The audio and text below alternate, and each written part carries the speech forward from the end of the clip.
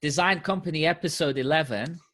And today we're talking about getting more engagement inside a company towards driving change, improvement, growth, and all those good things. How are you doing, Mohammed? I'm doing very well. The confinement here in France is ending in 2 days, so I'm looking forward to being able to go for a walk without filling out some paperwork, or indeed just being able to go more than 1 kilometer from home. So you're having your freedom back and reusing it. Yeah, and engaging with the world. Re-engaging with the world. Yeah. So the opening is going to happen in UK again, some sort of opening on Monday.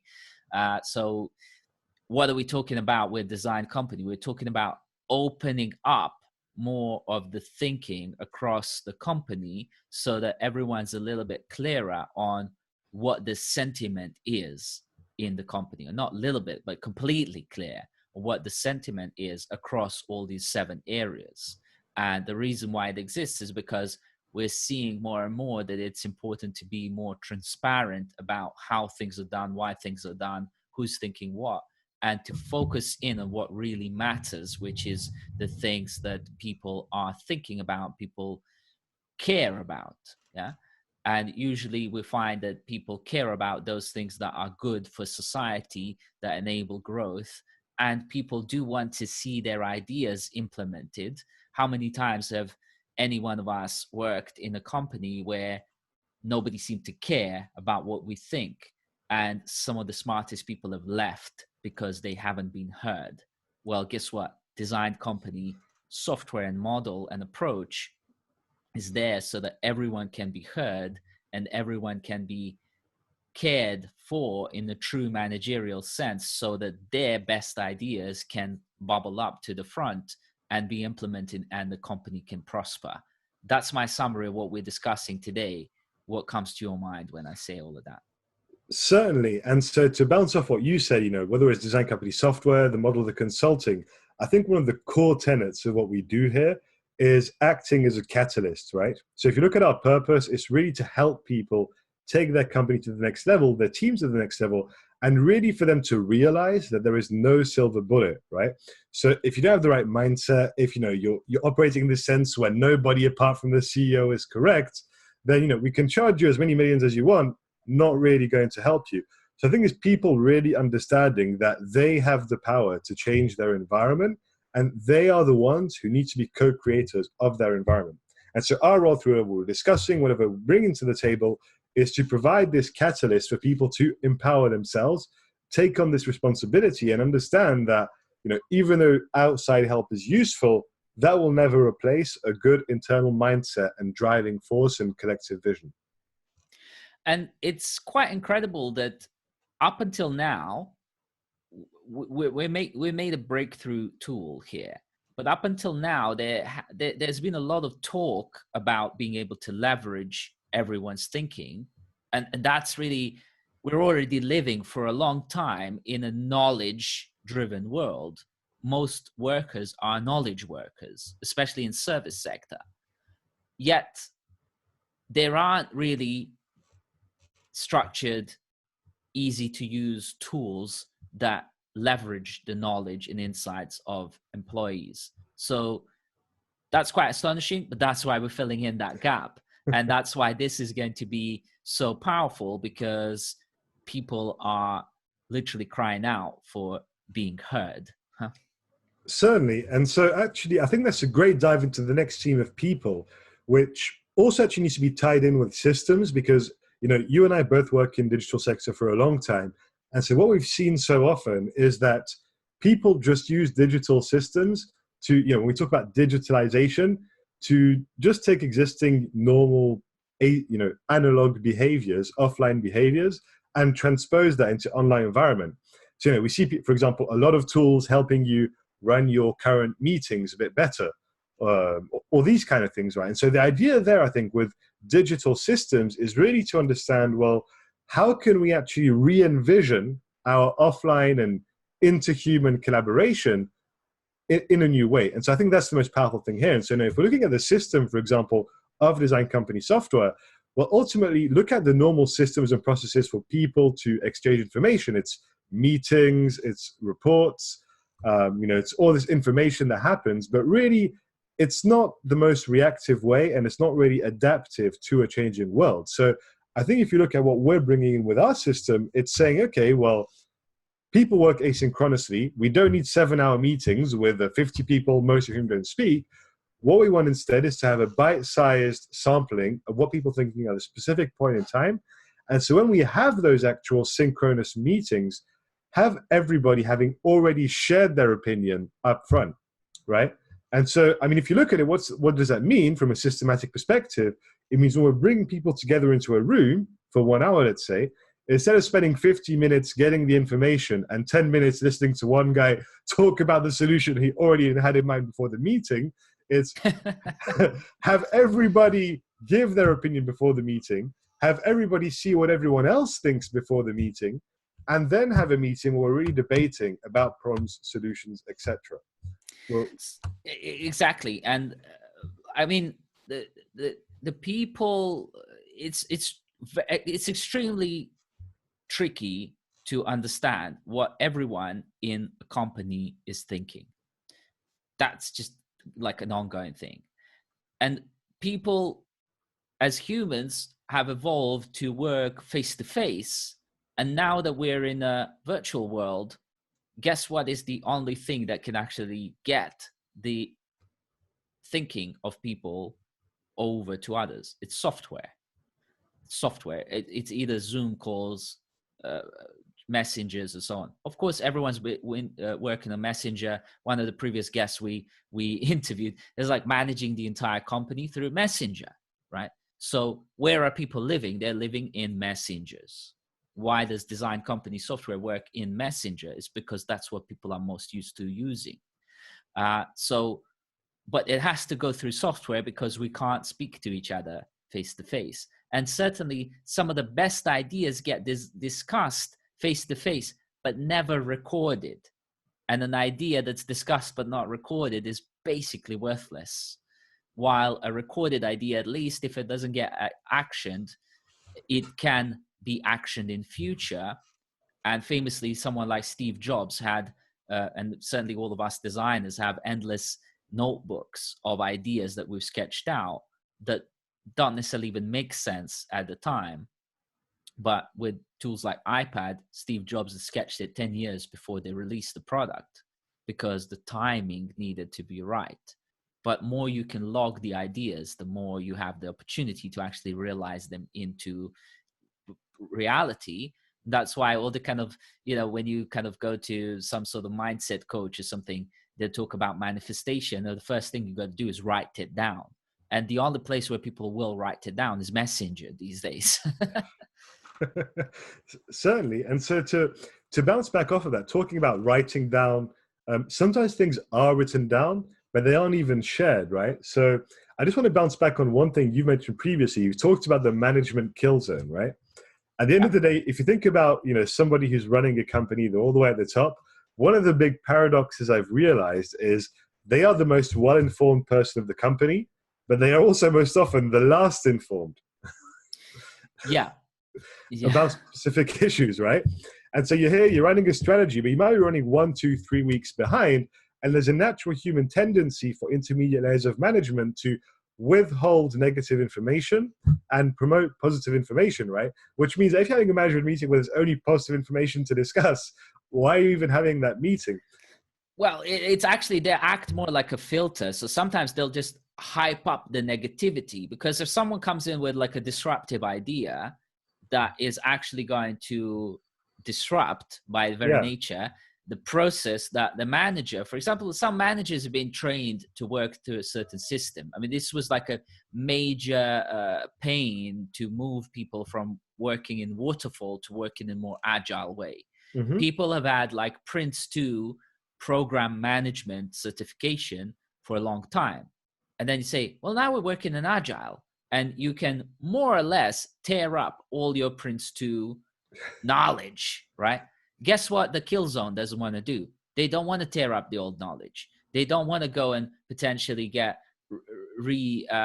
trained in agile. They don't actually have a flexible enough mindset to do that, because they want this kind of predictive, step-by-step linear workflow.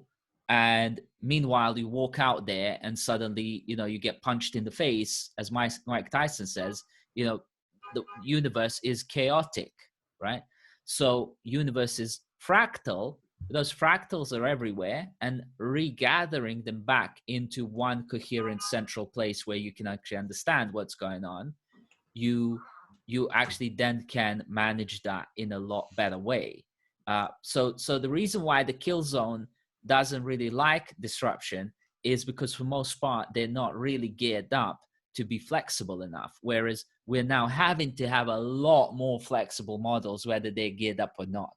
And so this is a flexible model that's structured enough. So that balance between structure and chaos is important, because when you strike that, then you get sparks flying. Certainly. And so actually you talked about, new ideas. Well, that's innovation in a nutshell, right? And so if you look, I Precisely. think if you look at innovation, I think one of the key things we've seen in the past years has been that innovation comes not so much from the discovery of new knowledge as it is the recombination of knowledge from different areas. And Yeah. so in that respect, if you look at a company, right, in 2020 and 2021 in the future, for those who get this in the future, you can't really just like depend on one department to come up with new ideas.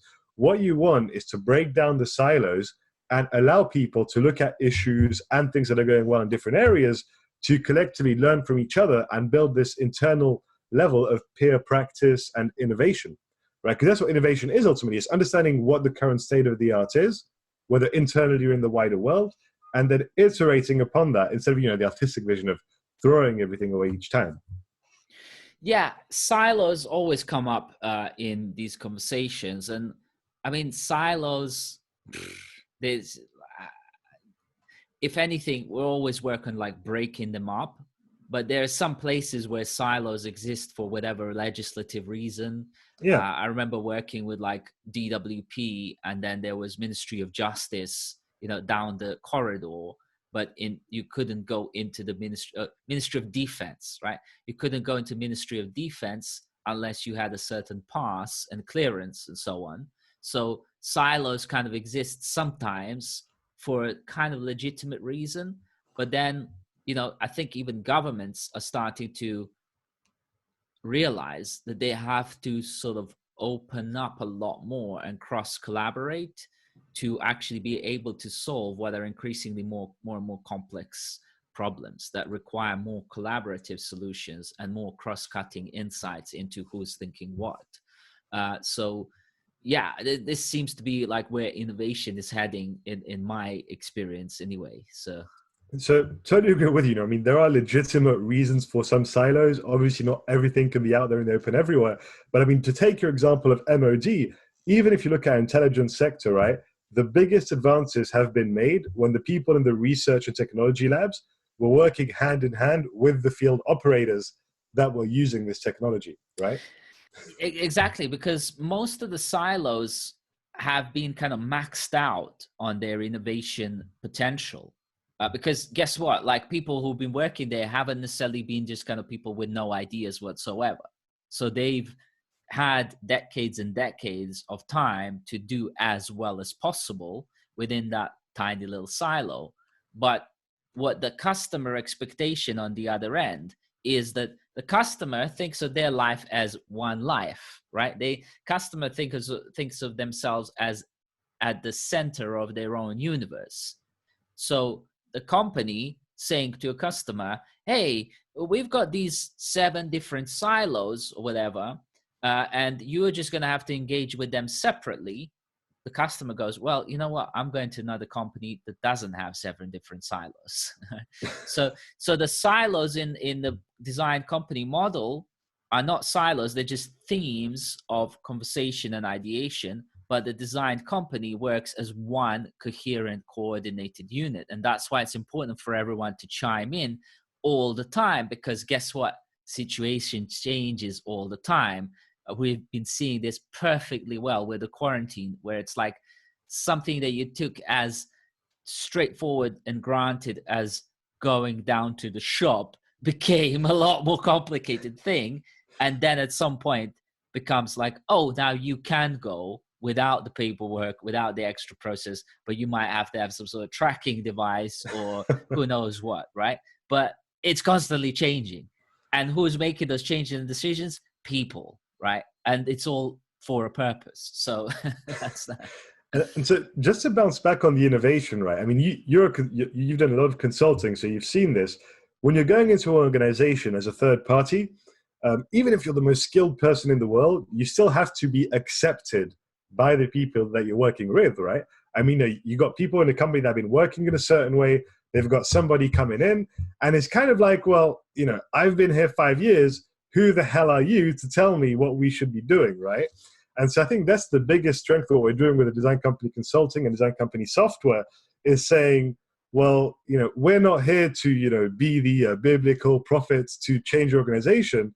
We're here because we know that there's people in your organization who have the ideas that are going to help you move forward. And so it's not about coming in and having the director say, okay, we have brought these consultants, they're magical, they're going to change everything, It's saying, we're going to provide you with a system to systematically get this innovation from your people out there, have it adopted, and have it move forward. And I think that's the biggest differentiator. I think one of the other things, I think this maybe could be a controversial thing to say, but hey, a little bit of controversy hasn't done any much harm to anyone. One thing I've had happen many times, and I've seen other people leave companies because of this, is that they've brought up an idea to the kill zone, the management, and the management said to them, oh, we can't do that. It's not a good idea, la, la, la. And then 2, 3, 4 months later, the same management would bring that same idea forward as their own and say, and make a pitch and make themselves look good. This is the other thing that the kill zone does. And then, of course, the people who had brought up the idea go, hey, we came up with that, but there isn't kind of proof and log because the kill zone is killed it originally, hasn't been logged, hasn't been reported up. Nobody knows about it. And the kill zone comes up, pitches it in their own way so that they can keep control over their little silo, etc. And people, of course, very skilled at doing this because they're managers. They know how to keep the lockdown on the ideas. And so with design company software, everyone can chime up whatever idea they have at any point in time. It's logged. So if somebody else comes up with the same idea, nobody's ever really had their own unique idea. But the good thing here is that if loads of other people are coming up with the same ideas, then we can all collectively own it and buy into that and go, let's make this happen. So there is no need for killing anything. The ideas that are no good will just die off by themselves, just like what happens in nature. The seeds that don't have the germination potential, they don't turn into trees. And that's perfectly fine. Trees still grow from the other seeds that have the germination potential. So in terms of mindset, I mean, first I was talking a lot about innovation, but I realized through this discussion that ultimately that's what it's all about, right? It's having this continuous internal innovation. It also, by having all the ideas out there, helps you understand that ideas aren't unique, right? And it's all about being able to generate ideas continuously and being able to kill an idea and be happy to kill an idea when you see that it doesn't make sense. So I think here as well, it's also about favoring an outcome whereby we're collectively just trying to find out, like Ray Dalio says, right, is fall in love with finding out what's true instead of being right. And so I think that's the kind of mindset here.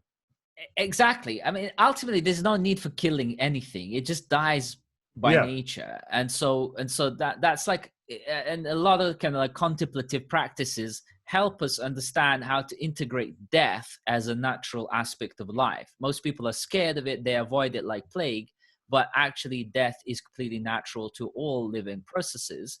And death of ideas is also one. So guess what happens with the ideas that sprang up 30, 40, 50, 100 years ago? They're way overdue for dying.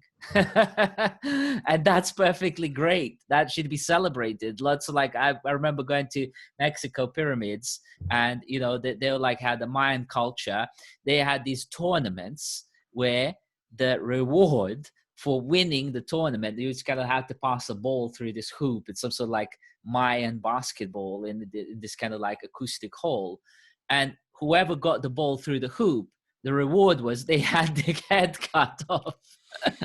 Right? And they would celebrate that. Why? Because the sovereign, the king, the ruler at the time had the pleasure to cut off their head, and they were like died for the cause. They died for the purpose. And that's fine. You know, like ideas are not really that precious. If they die, they are dying for a purpose. So yeah, exactly. So I think having that collective vision and just understanding my idea helps us deliver this vision. That's what it's all about. So, you know, we've been talking about ideas. And like, let's just remind ourselves that the ideas that do persist, they'll also live for a purpose. True also.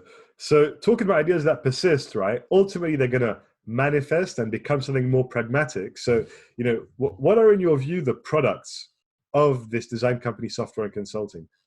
What is the outcome? So just so most of the time you have this kind of software and so on that promise all sorts of things, and they can't even really deliver on the single product that they promise to deliver.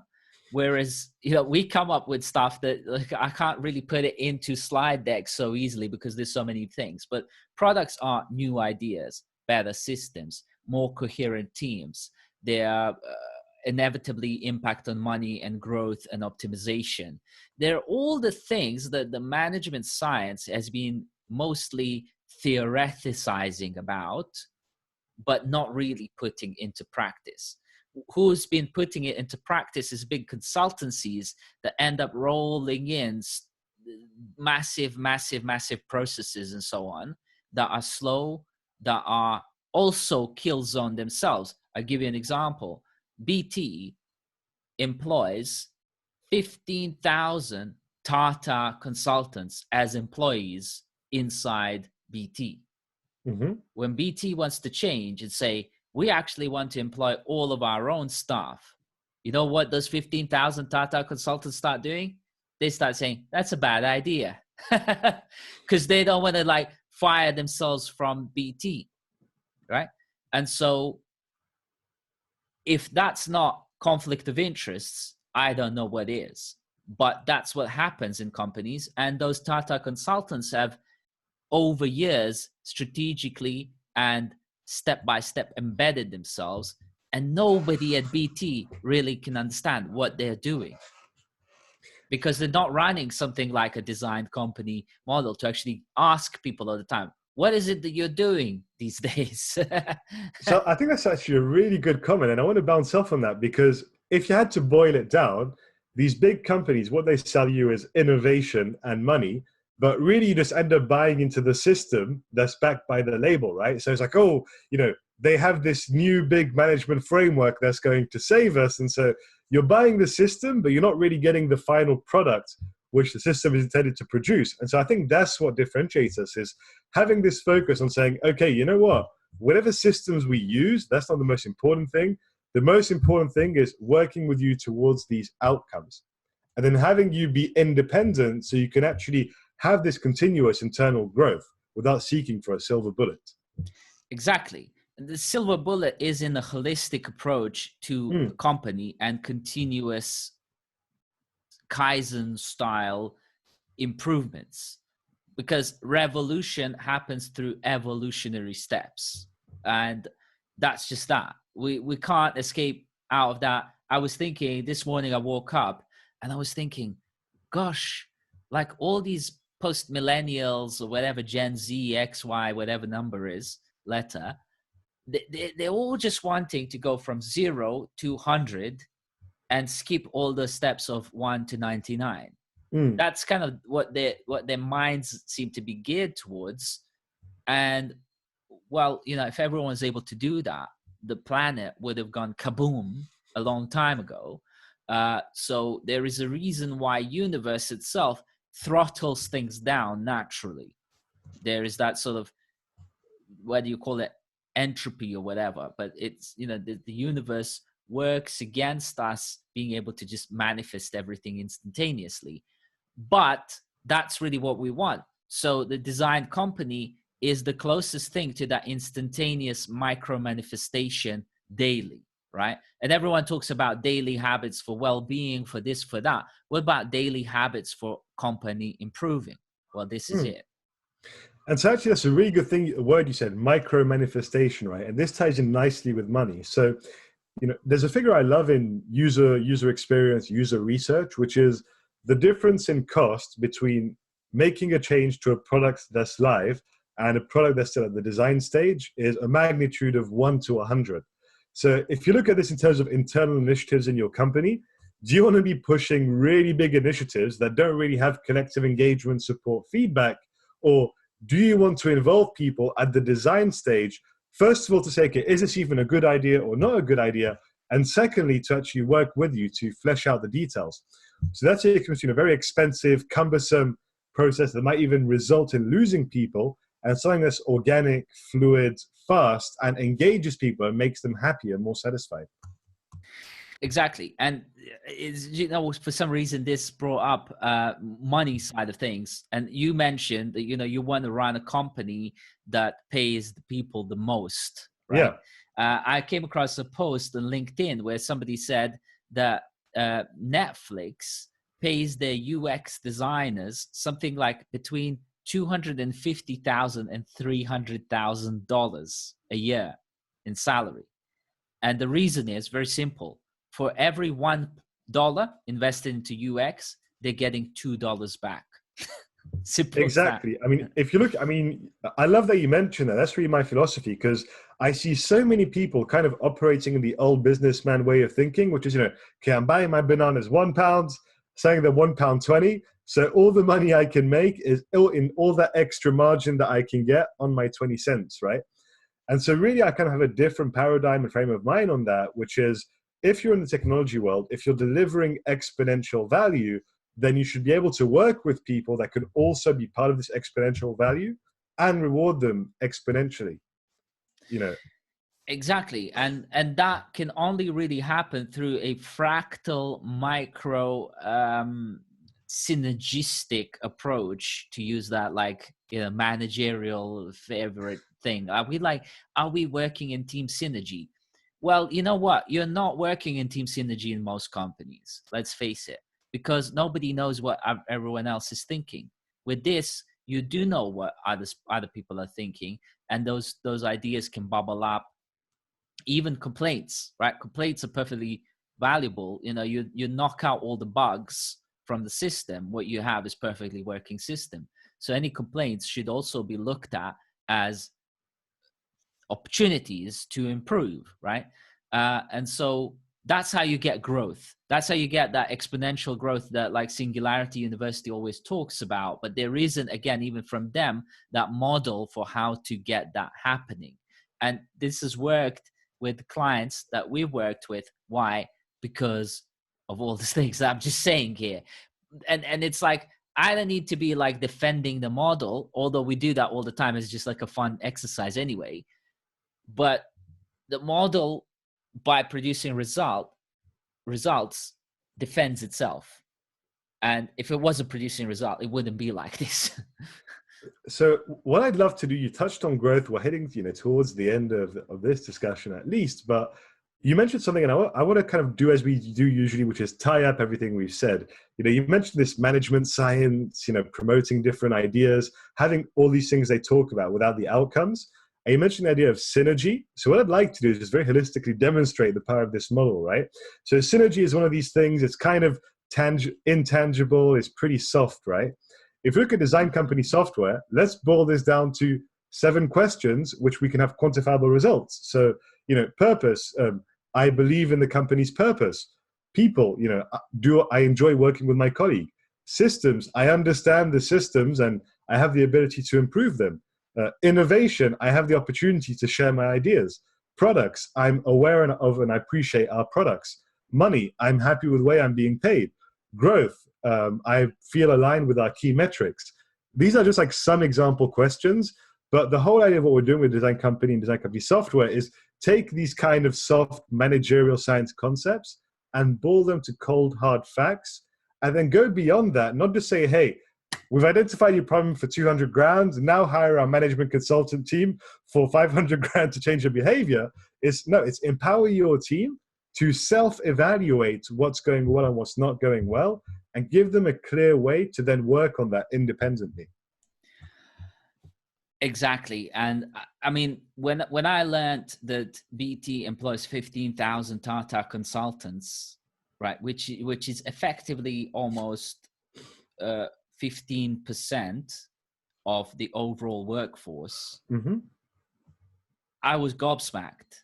And how any company is going to move forward without having every employee inside it pulling towards the same purpose Mm-hmm. through continuous answering and being prodded. Because a lot of the time, man, people don't know what they should be even thinking about. And this model is kind of gently reminding them all the time, like a good habit building framework would do, to think about all the areas of the company that really matter and to participate and contribute towards that. Because sometimes, and this is famous at Disney, you know, Disney empowered everyone in the company to come up with ideas for Disney movies. So there was loads of like janitors and cleaners and so on who actually pitched up stories for Mickey Mouse. I think Mickey Mouse, the one where he's like sweeping with a broom. I think that whole mega story came from a cleaner at Disney, right? Okay. And basically what Walt Disney was doing at Disney Company was running a designed company model through word of mouth, right? But now that's available programmatically as software, and it just works. So I think a good way to kind of synthesize that is maybe, you know, innovation manager is kind of antithetical to the whole concept. What you want is for everybody to be contributing to this process of innovation, right? Ideas can come from anywhere. I think if you're going to run design companies, understand that people have that role to play. Well, any innovative idea is only really going to work if it does get adoption from majority of people in the company first, and then customers. And we know from our own adoption metrics is that it's sky high, certainly comparative to anything else on the market, in the marketplace. So if you're getting people to participate in the idea creation, they are a lot more likely to buy in to whatever ends up being made. And then they're much better at selling that. And they're much better at making money for the company, growing it, engaging customers, and knowing really what's going on and why it's going on. I have nothing else to add. So if you're watching this, this is much more interesting than it's like listening to a 2-hour KPMG podcast. So hit us up and get started with us. If you have the right mindset, there's a lot of things ahead. Yes, the software is ready. So whoever's looking to really make a mark on their company and really improve and grow, make money, get people engaged, reach out to us. We're always available for a friendly chat and a very simple step-by-step process to get you onboarded. So thank you very much. Enjoyed talking with you. Till the next one. Thank you very much, my brother. All the best. Take care.